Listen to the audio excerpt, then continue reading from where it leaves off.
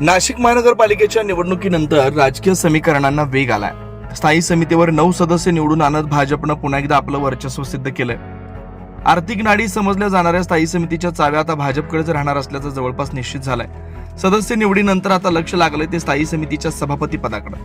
या पदासाठी भाजपमध्ये अंतर्गत हालचालींना वेग आला असून इच्छुकांचीही संख्या वाढली आहे. माजी आमदारांनी आपल्या पुत्र तथा नगरसेवक मच्छिंद्र सानप यांच्या नावासाठी जोरदार फिल्डिंग लावल्याची चर्चा राजकीय वर्तुळात रंगली आहे. दुसऱ्यांदा निवडून आलेल्या सानप यांना मागील पंचवार्षिक काळात केवळ पंचवटी प्रभाग सभापतीपद देण्यात आलं होतं.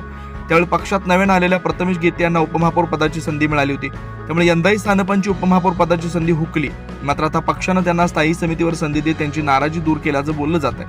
दरम्यान सभापती पदाच्या शर्यतीत डॉक्टर दीपाली कुलकर्णी आणि माधुरी बोरकर यांची नावं चर्चेत आहेत.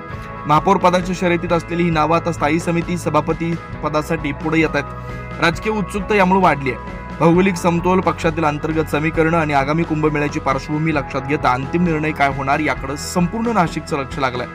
ही राजकीय शर्यत नेमकी कोणाच्या बाजूने झुकणार, स्थायी समितीची आर्थिक चावी कोणाच्या हाती जाणार याचा निर्णय लवकरच स्पष्ट होणार आहे. 9 न्यूज महाराष्ट्रासाठी प्रतिनिधी अमोल वाघमोडे, नाशिक.